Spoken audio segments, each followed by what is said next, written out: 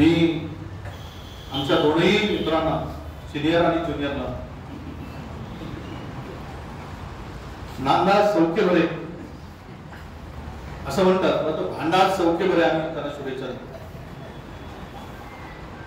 ही वर्चस्वाची लढाई चंद्रपूर जिल्ह्याच्या विकासाला अडसर करू नये, श्रेयवादाची लढाई असं आमचं मत आहे. तुम्ही भांडाल तर आम्हाला आनंदच आहे.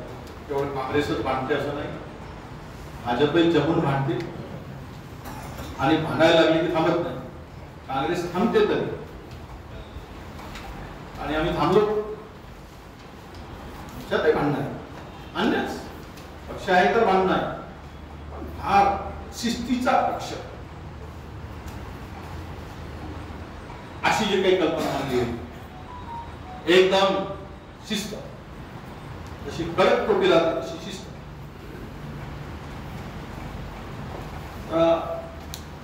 ती कडक टोपी नरम पडली काय